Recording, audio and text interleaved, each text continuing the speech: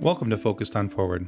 The purpose of this podcast is to focus on recovery from life situations, be it a disease, chronic or acute, perhaps the loss of someone so dear to you in death, or a change of life patterns that has affected you so profoundly that you have no choice but to find your new normal and become focused on moving forward. Each episode is designed to show the positivity that people bring to each and every one of their stories, the successes they've had, ways that they have become so definitively focused on moving forward. We look forward to sharing their stories, and we hope that they inspire you just as much as they have inspired us. Thanks for listening, and enjoy the show. Hello, and thank you for tuning in to Focused on Forward today. I have the privilege of talking with Kara Fernstrom, who's the host of a podcast called The Conquest of Bliss. So I have the opportunity to talk to Kara because, well, she's got a really interesting backstory. And like most of us, it's not that we have just one thing happen in our lives. Like most of us, Kara has had multiple things happen in her lives where she's had to kind of take an alternate path, or she's had to learn to do something different and make some changes in her life for the better. And so I'm very excited to not only hear her story, but to hear how she focused on moving forward to get past and overcome some of these obstacles. So Kara, thank you so much for joining our show today. Thank you so much for having me. And that was a really beautiful introduction. Oh, thank you. I never really know where quite to start, but I'll start with when I was really young. Sure. I hesitate how to word it, but there was a lot of trauma and stuff in my younger life that, of course, at the time I didn't realize was trauma, but it ended up translating into addiction issues when I was a teenager. So I was pretty deeply entrenched in my addiction. There was issues with, cocaine and its derivatives and things like that. And then when I was 17, I started the process to go to rehabilitation. And so I went to rehabilitation for just short of a year and learned a lot of life skills that honestly, like when I look back, I'm so grateful that I ended up having addiction issues because it brought me to a place where I ended up learning life skills that I wouldn't have learned without having those addiction issues, which is always such an interesting thing to me. And then going forward, I was so excited. I was clean and I was sober and I was happy and excited. And I started working a regular, normal job. I think did some warehousing, and then I was transitioning into corporate and all of that kind of stuff. And then I got sick and I have sarcoidosis and fibromyalgia. So for people who don't know what fibromyalgia and sarcoidosis are, because a lot of people don't, both are characterized by autoimmune issues. And fibromyalgia is a chronic pain disorder. It has muscular components to it, as well as something called tender points. And sarcoidosis it's inflammatory cells that grow in something called granulomas on all sorts of different organs in your body. And I didn't know I had these until I ended up calling in sick from work over and over again. And I remember getting a review at work one time, and they gave me 5 stars in all categories except for reliability. And I remember how much that broke my heart. And so that was a really, really hard moment. And it ended up that I had to stop working because my reliability was just not there. And unfortunately, it was my body. It wasn't something that I can control. It wasn't something that I could sort of work through. My body would just crash regularly. And so following that, I ended up going into a pretty significant depression. I gained about 75 pounds, which is a lot, between depression and medications that they were putting me on and all of those things that sort of lead to these changes in your body and obviously exacerbated, I know the word, the depression. And it kind of sent me back to a lot of the things that I'd started learning in rehab. And it was skills like mindfulness, a lot of DBT skills, so dialectical behavioral therapy for people who aren't aware, by Dr. Marshall Linehan. And so that involves things like radical acceptance and a lot of these different skills. But I found in looking for these skills that it was really, really hard to access. Either they were blocked behind a paywall because therapy, costs a lot of money, or there was a lot of high-level jargony conversations around it. And I found that it was really, really hard, especially being depressed, to find the tools, let alone implement them. But in time, I plugged through because it was like, okay, I can be sick and unhappy, or I can be sick and okay. Like either way, I'm going to be sick. So what are my choices? And it took a lot of twists and a lot of turns. I was in a psychologically abusive relationship for a while, and still studying, reading, talking to everyone that I could who had a grip on these things, going to therapy, doing all the studying that I could. And then I got out of that relationship. And that's when I started. I actually have an art business called Artstrom. And that's when I started that. And what was interesting about that was that it was the first time I realized that the rules aren't as, like, the rules of what we're supposed to be and be able to do and all of that weren't nearly as solid as they originally felt. I realized that I could just tell the world that I was an artist and an illustrator, and they'd be like, yeah, okay. Like, it was really as simple as just deciding that I wanted to do it. Now, of course, being sick and being in Canada, where we have a disability program that, maybe doesn't, like, I'm certainly not getting wealthy off of it, but it's keeping me alive. I've got enough to pay rent and all of that stuff. And that actually, just kind of like the rehab thing, turned out to be a privilege, where getting sick allowed me the space to just decide whatever I wanted to do and build a life around the parameters, the limitations that my body had. And so I did Artstrom for a while. And I still technically do, although I haven't advertised in any way in like over a year, like not even on my Facebook. But I did Artstrom, and it really made me realize that I am capable of a lot more than I was ever led to believe. You hear a lot, you've got potential, but that's never followed up with any meaning. And so doing that really opened the doors to what I do now, which is just such a huge blessing and an incredible, like, I can't say enough about how lucky I am. So I posted on Facebook one day just randomly, because people kept coming to me and asking me for advice, because I'd learned all this stuff, right? So they'd come to me and ask for advice. And so I was like, okay, I got to do something to make this public. I don't have time to tell everybody. So I said, should I do a blog, or a podcast? And everybody said podcast. And then I just got started. So I'm sure there's a lot in there that you want to know more about, but I never know, like I said, what's interesting. Oh, no, that's fine. I think what I'd like to do is go back to, let's talk about where some of these issues began. Okay. So you said there were some trauma issues in your youth. Mm-hmm. Do you mind talking about those at some level of degree? Like, sure. What are we talking about when we talk about trauma? Because it was like a physical trauma, a mental trauma, things along those lines. So there was a combination. There was some sexual abuse issues. There was issues with sexism.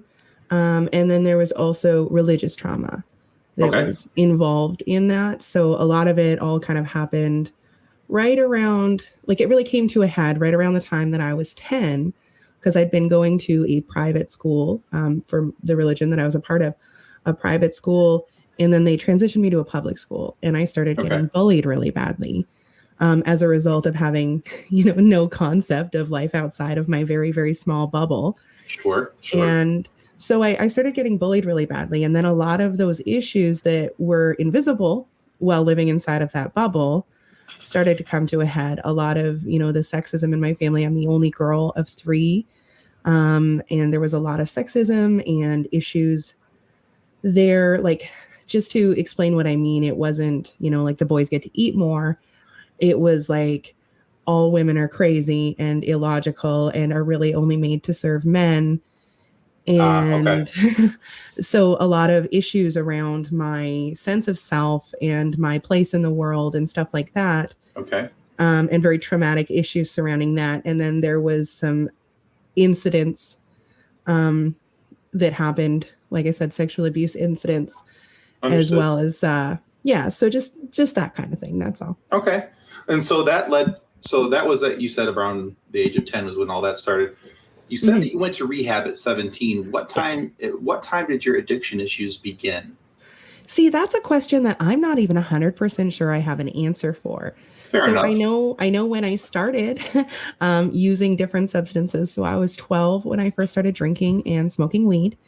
And when I was 14 was when I first used a chemical drug, MDMA. Well, actually it was ecstasy, which isn't quite the same as MDMA. And by the time I was 16, I was fully entrenched. And to pinpoint when it went from experimenting to a problem, I really don't know that I could. But that could be a very blurry line for someone who's dealing with that. And I'm sure that to some degree you were self-coping with the drugs to get through by what you were dealing with in home life. Yeah, I think that it was a combination of escapism and a desire to fit in, because like I said, I had been bullied really badly, was very confused about, my inherent value as a person. I didn't believe in that. I thought that I needed to be accepted. And so I think it mostly started as wanting to be part of and transitioned into escapism and not having any coping skills or tools. So I relied on external stuff. Okay.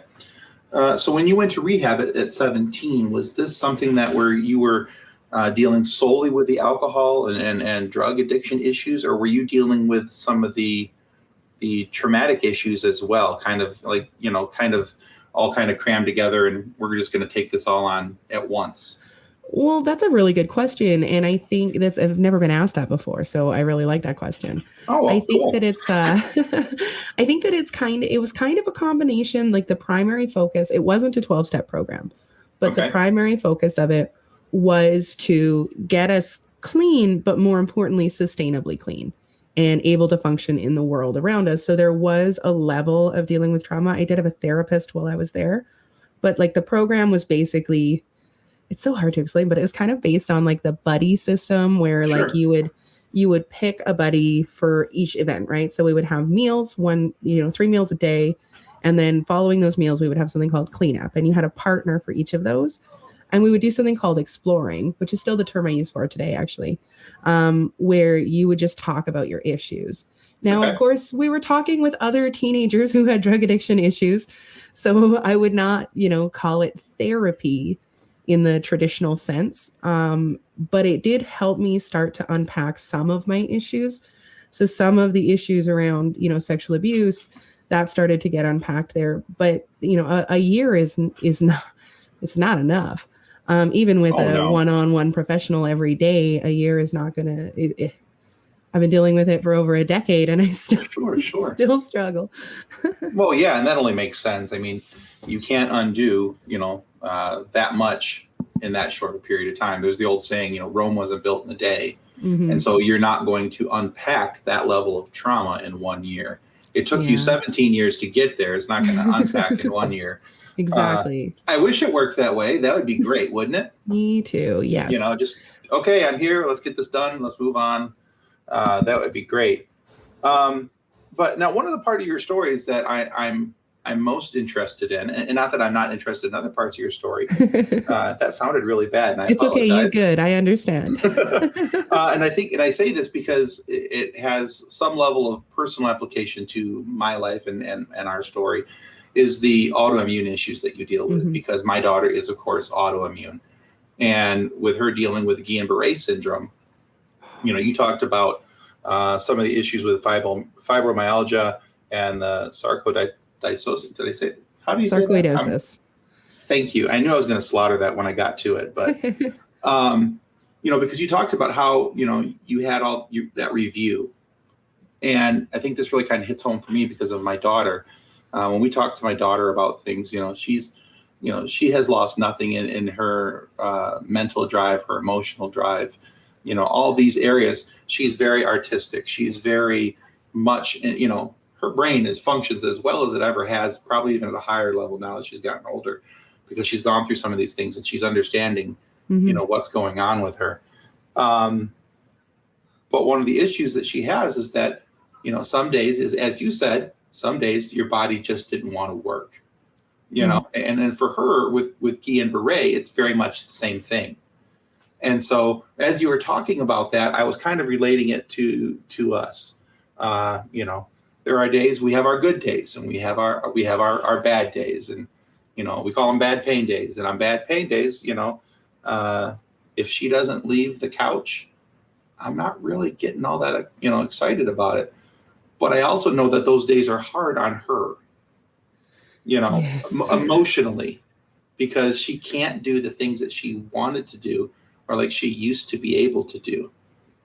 So when you go through those days, because, fibromyalgia and the other word that I can't pronounce are things that are not going to go away.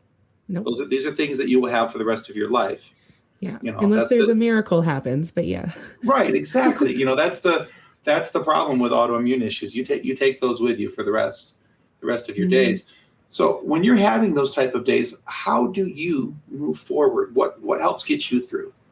That's a great question. And I don't know if you noticed, but I was almost tearing up because it was very powerful. And so for me, the biggest thing that rings through my head on those days, and I have them, especially lately, I've been having them more regularly, which has been really challenging. Okay. I can't say that feeling of that impotent feeling really ever goes away, that, you want something so bad, but you're kind of helpless, ever really goes away fully. But the thing that I have really leaned on in the hardest moments is something that I call survival mode. And so that is when days are really, really hard, nothing else matters. Right. And I tell myself that, and thankfully I am blessed with a support system that's like you, where, you don't get upset when she needs a down day. That's so important. And my partner is like that, and my mom and my dad and everybody is like that with awesome. Me. And it makes a really big difference, because on those days, some days, some of those days, I am able to implement the psychological tools, or whatever you might call them, that help me get through. So I might be able to journal, or I might be able to do meditation, or take a long bath and do self-care things that'll help me emotionally. But lots of days I don't even have the energy for that. Lots of days it's all pain, and I sit there and I feel like a victim of the world, and it sucks so much. And in those moments, what I do is I just remind myself, you just have to get through this. Once this is over, you've been through this before, you'll come out the other side. Maybe you'll have learned something, maybe you haven't, but your body needs rest. And I constantly remind myself, this might seem like a little bit, silly, but one of the things that really helps me is to remind myself that my body is just doing its best. And that pain is literally there for us for your body's way of communicating with us, right? In the same way, our unconscious mind communicates with us all the time. It sends adrenaline when we get embarrassed, and then we blush, and when we burn ourselves on a hot stove, it goes, hey, that's a hot stove. We don't want to do that. And all that's happening with chronic pain disorders is that it's misfiring. But I kind of think of it like a little puppy dog, it's just doing its best. Sometimes it pees in the house because it's all screwed up, but that's okay. And I sort of try to have sympathy for my body doing its best so that I don't get so angry with it. Does that make sense? No, it does. Yeah, absolutely. Yeah. I think that what you're saying there about, having sympathy for your own body, I think is actually a really important point. Because I think sometimes, and being a person who doesn't have an autoimmune issue, but, watching from the outside, I think that sometimes, especially even for my daughter, she's only 14, and so I think that sometimes she expects too much out of herself and expects, for things to be the way they were when she was 12 before she got sick, and well, I used to be able to do this. So, why can't I do that now? And so instead of allowing that sympathy for herself, for that one day to say, hey, I can move through this. And I think that's an important, but I think difficult lesson. Yes. At 14, I can't imagine, honestly, if I were dealing with it, because I'm 31 and still struggle with it. But right. I found that like the concept of mind-body duality, and I know that like scientifically it's not necessarily supported, but it helps, it's perspective. Sure. The concept of mind-body duality and looking at because I looked at my body as the enemy for a really long time. Everybody else can do this. I used to be able to do this, and now I can't. And so choosing to lean into the idea that my body is a vessel and that it needs love and care and compassion, and like that it's just a bunch of electricity and fat. It's I hate to laugh at that, but I'm sorry, it just that's okay. But like my point is that the expectation we have on it, like one of the things that really helps me in a sort of keeping perspective way is I like to look at the chances of existing are astronomically low. Almost any belief system you subscribe to, even like outside of that, just the statistical chances of me existing as I am are so crazy low that the chances of me having a body that works perfectly and looks perfect and does everything perfectly are way beyond. And I like to feel blessed that I've got something to work with, even if it's frustrating. Just kind of how I feel about my car. Well, yeah, fair. Valid point. Okay. Yeah. My car is kind of a hunk of junk sometimes, but hey, it gets me from A to B and it allows me to experience things I can't otherwise. There you go. Excellent. Okay. So one of the other things you mentioned in talking about how you deal with your down days was the process of journaling. Now, my daughter has taken that up. We have been buying notepads and notebooks, and I think we're keeping the paper companies in business personally. But so for her, I mean, this is where she writes her poetry. This is where she writes, her thoughts and her feelings. So, as she's explained it to me, it's not necessarily a diary. It's not necessarily a journal. It's not necessarily a poetry book. But what is the process for you? Share as much as you're comfortable sharing, because those things are private. But, what are some of the things that you journal about that help you to move forward? So that's a great question. And before I get into how I journal, I just want to make a quick mention of something that also helps me, and the journaling is kind of a part of it, is I like to think about Stephen Hawking, and how, he was known for his mind and was able to push forward. And that's kind of how I think of journaling is it's a vessel for the parts of me that there are too much of, to keep inside, but aren't necessarily things that I want to share. So I agree with your daughter's assessment. Mine's not really a diary. It's not really a poetry book. I do a process called free writing. And what that means is that I just sit down and I write. So some of my journal entries are like, I had banana pudding today and it was delicious. And some of my journal entries are, I'm having an existential crisis. And some of them are drawings, and some of them are poems, and some of them are, codes that I've written for no particular reason. And there's a 4-leaf clover taped in there. And it's just the parts of me. And I mean, and I share a lot of myself, but there's a lot more too. Right. So it's the parts of me that I either don't want to burden people with, or I'm not ready to understand that I'm not a burden about that thing, or the parts of me that I can't really explain, but I don't really need to be able to explain to write it in my journal. I just need to get it out. So that's how I use that. And it can be really helpful in processing. And that exploration topic that I was talking about earlier, like exploring our own minds, is super, super important, but it can also feel too vulnerable with certain topics. And so I really use it as sort of an external version of myself, if that makes sense. No, it does. Absolutely. No, I think that's great. Because my daughter has said some things similar. She's like, well, it's not always serious stuff, Dad. She says sometimes it's just, she just doodles, because that's what's on her mind. And, but yeah, so I think that's great. And because I think when we were going through counseling after she got out of the hospital, because, I needed counseling. And so I was talking to a therapist and trying to get my head screwed back in the right direction. I think we're about 3/4 there, maybe. One of the things that was recommended to me was journaling. And so I said no to it. Okay. And strictly because I think I misunderstood the purpose of journaling and what journaling was and what journaling wasn't. Mm-hmm. I thought my therapist wanted me to sit down and write like a diary out every day. And I'm not a writer. I don't like to write, although I have started again, and that's weird. So that's a whole nother story. But, so I said, well, I don't, and that's how I got to podcasting, because I didn't want to write. Mm-hmm. And she said, well, maybe make a video blog, make a vlog. And I'm like, yeah, I don't think that I want to do that either, because I didn't want to talk about me all the time. Mm-hmm. And so that's kind of how we got here to the point where I'm sitting here talking with you, is that, I talk to other people about some of the things that they go through, and sometimes it applies to what's going on in my life.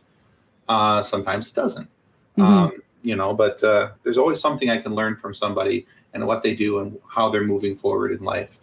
But yeah, so for me, journaling wasn't really an option of something that I thought was going to be applicable and helpful, but I see where it has benefits for other people, because I see the benefits that my daughter has had with it. And clearly you've had some benefits with it as well. Mm-hmm. So.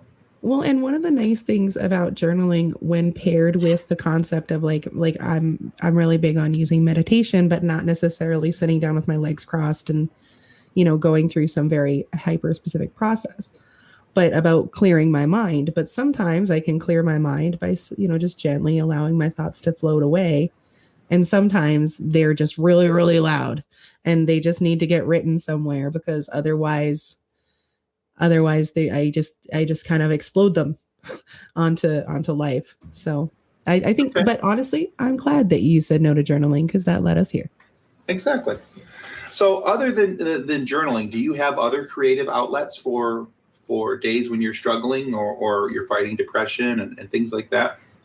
So when you say creative outlets, do you mean outlets where I create, or outlets that are creatively thought of? Yes. All right. Fair enough. So either way. So for sure, creative outlets, like I draw like the Dickens. I just never seem to stop. Like just constantly drawing. And I really enjoy pretty much any kind of creativity. I know that you don't release the stuff, but I made this little tiny desk out of wood, popsicle cool. Sticks, stuff like that. So I really enjoy doing stuff like that. But of course, my hands are not always, well, I guess I shouldn't say of course. My hands do not work very well on days that I have really bad pain days. They swell up. So as far as creative outlets, in the sense of like things that are more creative,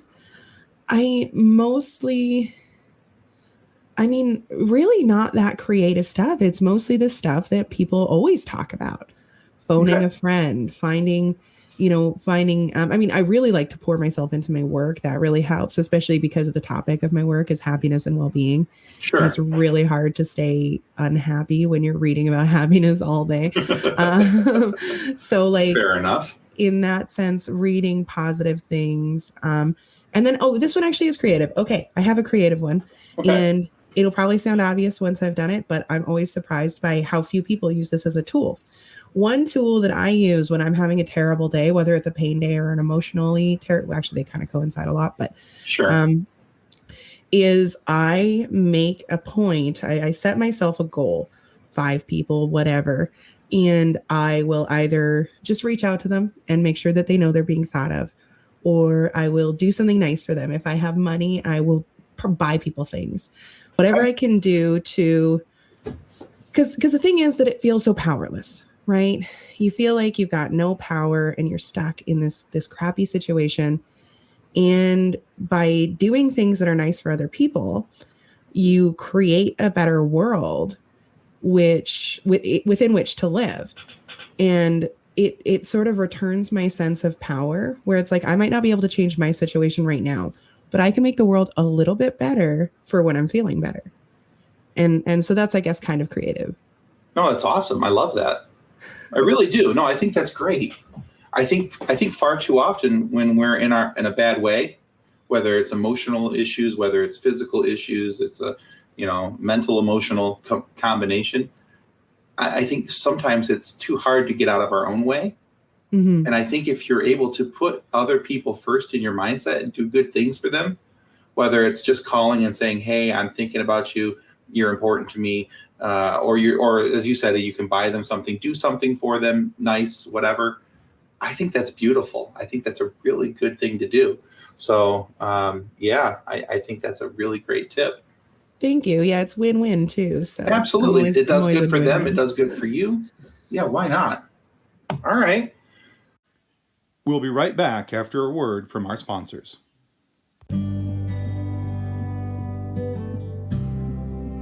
Since 1982, Vital Signs and Graphics has been helping professionals with all their image, logo, and design needs.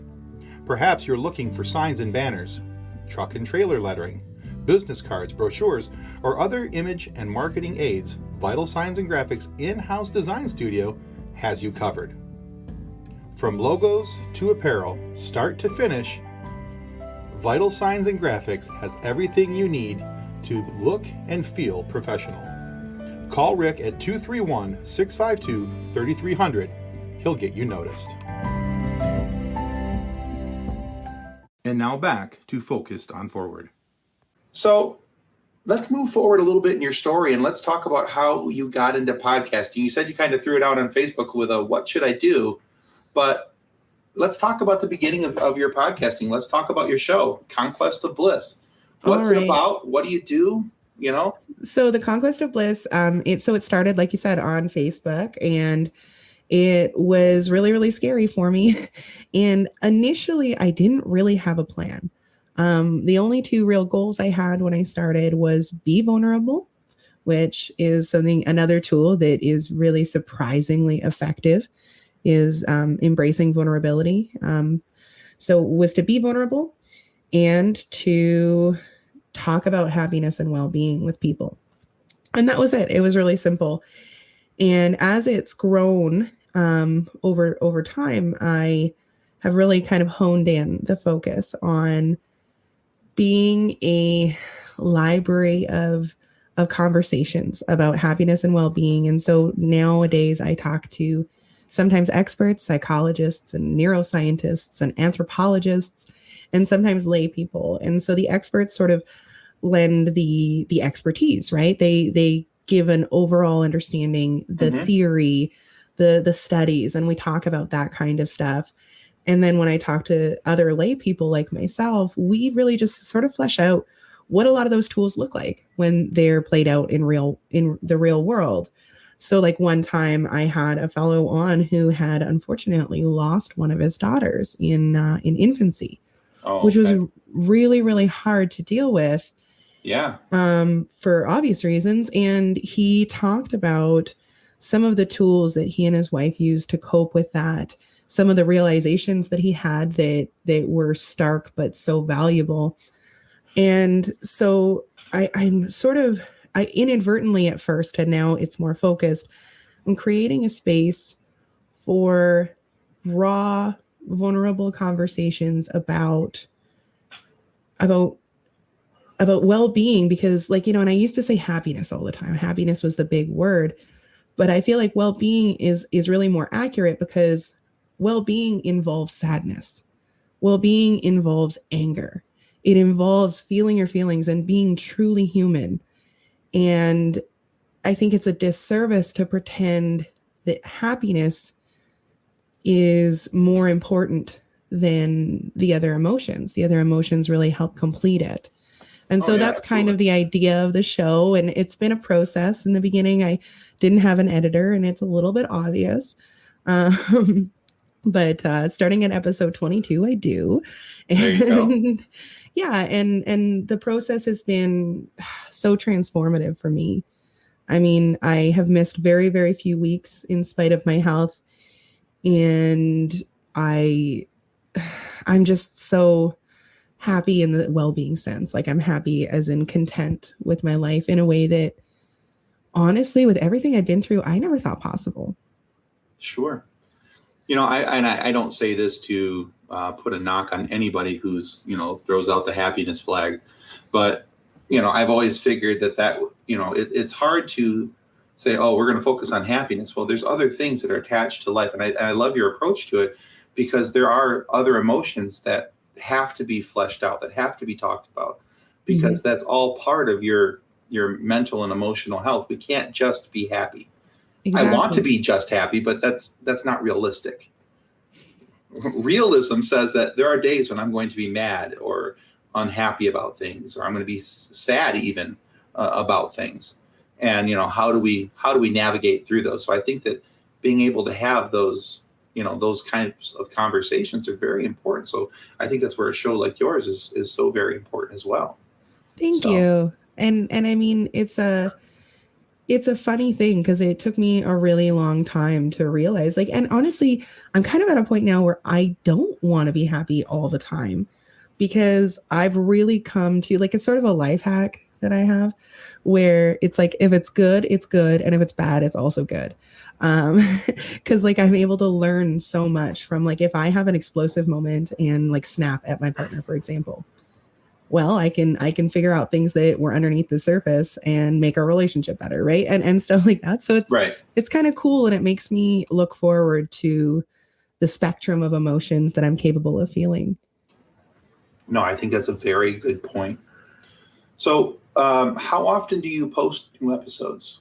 Once a week. And then I also do, as I was talking about before, a game show on my Facebook that I also do once a week. It's on Mondays live at 6 p.m. PST. And it's literally just me doing a trivia show for homemade Conquest of Bliss merch. And then on Thursdays, I release my Conquest of Bliss episodes. All right. Excellent. Excellent. And how many episodes in are you now? Oh, gosh, 70 something. So, oh, wow. Excellent. All right. Yeah. It's been a trip. Yeah, sounds like it. Fantastic. I think I'm 55 released so far. That's not counting my live episodes. I don't count those in my episode count. I probably should, but I haven't. Yeah, I eventually just was you know what? It's season 2. I can't just keep going with these numbers. They're getting too high. So now we're in season 2. Yep. Yeah. Everything on my show is spontaneous. Go ahead, sorry. You go. No, you're fine. And I think when I switched over to season 2, it was much the same thing. I'm like, well, it's a new calendar year. We'll call it season 2. It's one thing I love about podcasting is you just kind of make up the rules as you go. Exactly. It's your show. You do it how you want. So it's so much fun. Okay. Well, Kara, before we close up our conversation here, I have 2 questions I want to ask you that I ask every single guest. Yeah. Okay. So the first, all right. I hope so. The first question is, looking back over the entirety of your journey, what is the single greatest lesson you have learned? Love yourself. Okay. It's really that simple. To me, is that it feels selfish to love yourself. It feels scary and it feels big, but anything that you want to do for other people is contingent on you being as well as you can in a given moment. So for all of your goals, they start with taking care of yourself. Perfect. Simple and easy. I like it. All right. The next question, pretty similar to the first one. Looking back over the entirety of your journey, what was the best single piece of advice you were given? Oh, I don't know. I've been given so many pieces of advice. Probably just to ask questions if you don't understand. Okay. I mean, I know that sounds really simplistic, but it's taken me light years. Oh, that sounds like I'm saying it's taken me a long time. But what I mean is it's taken me very far. No, that's good. I think sometimes the best lessons and the best advice that we get are simple, because let's be honest, humans are simple creatures, and I think the more simple that we can make something and we can break it down to where it's understandable and relatable, I think that then it becomes something that people can pack up, they can fold up, they can put it in their pocket, take it with them, and down the road later they go, oh, hey, I remember the advice I was given to, like you say, just ask questions when you don't understand. And that's a very valuable piece of information to have, I think. Yeah, that's all I was going to say, is that what's cool is that like it applies to everything. Like there's nuance to everything. So if it doesn't make sense, ask questions, figure it out, make it make sense. Perfect. All right. So one last question. Where can people find out more about Kara Fernstrom and the Conquest of Bliss? You can visit theconquestofbliss.com. That's theconquestofbliss.com. I love saying that like I'm on an advertisement. Theconquestofbliss.com. Yeah, so much fun, right? And if you go to theconquestofbliss.com, you are going to see a little thing that says, where do you want to go, Artstrom or the Conquest of Bliss? You want to go to the Conquest of Bliss. There you would find my blog and all of that stuff. You can also find me at the Conquest of Bliss on almost all social medias except Twitter, where it will be the Conquest of B1, because I am bad at Twitter. And fair enough. I think that's pretty much it. You can find me. If you Google me, you'll find. If you Google the Conquest of Bliss, you'll definitely find it. All right. Sounds good. All right, Kara, thank you so much for your time today. And thank you for being a guest on Focused on Forward. Thank you for having me. This has been so much fun. I've greatly enjoyed it. Thank you. All right, guys, that's going to conclude us today. This has been another episode of Focused on Forward. Well, that concludes another episode of Focused on Forward. To be a guest of Focused on Forward, you can reach us through Twitter at podcastfof, through our Facebook page named Focused on Forward, or through email focusedonforward@gmail.com. We look forward to hearing each and every one of your stories that has yet to be told. So until then, be safe, be kind, and be loving to one another as you stay focused on forward.